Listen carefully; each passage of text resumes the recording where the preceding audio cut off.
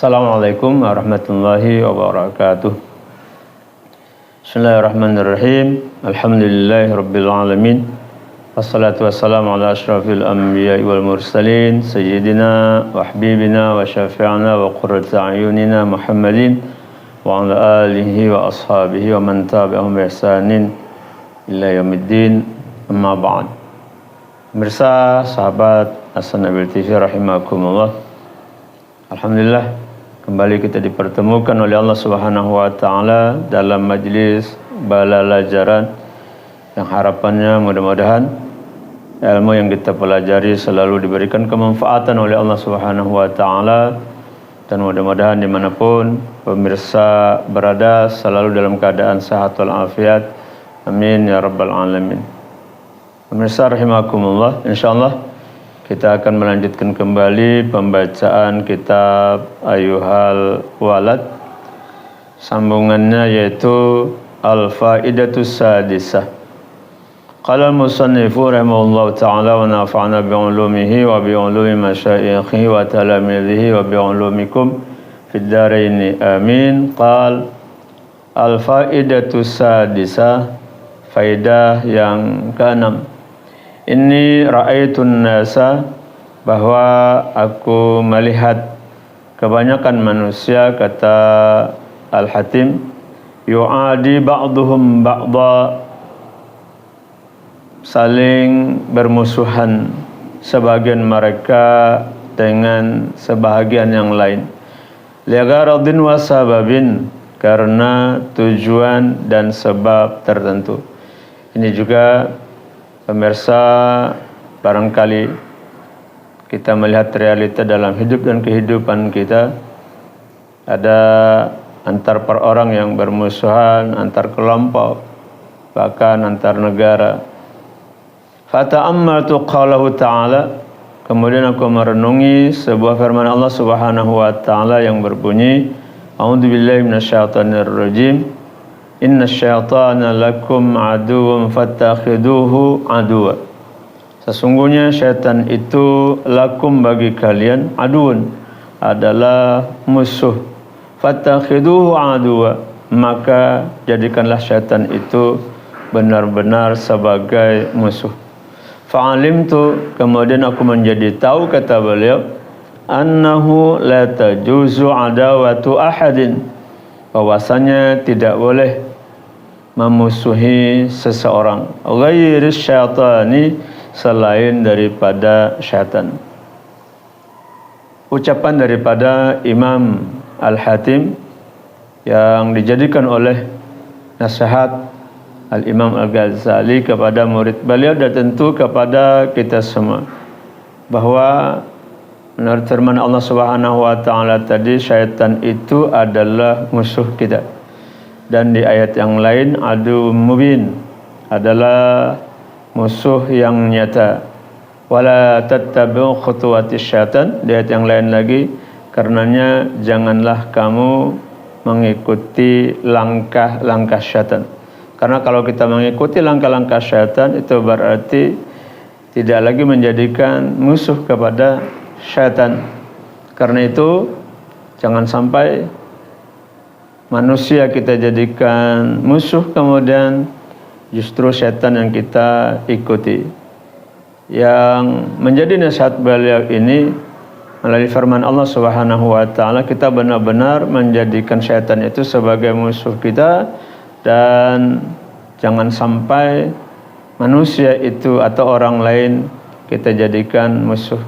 Karena di dalam agama kita sendiri, permusuhan terhadap sesama itu dilarang atau hukumnya haram.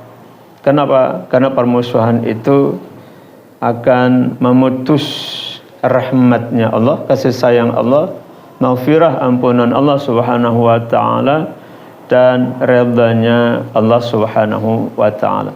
Karena itu bagaimana sikap kita agar tidak mengikuti langkah-langkah syaitan, kemudian jangan sampai tidak menjadikan syaitan sebagai musuh. Para ulama banyak memberikan bimbingan kepada kita, kalaupun kita terlanjur karena bisikan syaitan, rayu bujuk syaitan, kemudian kita terjerumus pada suatu perbuatan maksiat atau dosa, maka langkah-langkah itu dirumuskan oleh para ulama, diantaranya taubat kepada Allah Subhanahu wa ta'ala. Kita taubati dosa-dosa yang kita lakukan tersebut, kita menyesali, kemudian kita berazam tidak akan mengikuti atau melakukan perbuatan maksiat tersebut. Kemudian yang berikutnya, selalu memenuhi hak-hak Allah Subhanahu wa ta'ala. Hak-hak Allah baik dalam rukun iman, rukun Islam maupun rukun ihsan. Kemudian selalu berbaik atau memperbaiki hubungan atau hablum minallah wa hablum minan nas, hubungan kita dengan Allah, hubungan kita sesama makhluk. Hubungan Allah Subhanahu wa ta'ala atau dengan Allah Subhanahu wa ta'ala, kalau dalam rukun Islam seperti salat, puasa kita kurang baik, ayo kita perbaiki. Kemudian hubungan kita dengan sesama makhluk kita perbaiki, terutama kedua orang tua kita, istri suami kita, kemudian anak-anak keturunan kita, bahkan saudara-saudara kita, atau juga barangkali teman-teman kita dan lain sebagainya. Kemudian terima semua ketentuan atau takdir Allah Subhanahu wa ta'ala dengan lapang dada, dengan senang hati. Karena kita tahu bahwa semua apapun yang berlaku di alam semesta ini itu sudah ditentukan oleh Allah Subhanahu wa ta'ala. Kemudian buang semua sampah yang ada di dalam hati kita.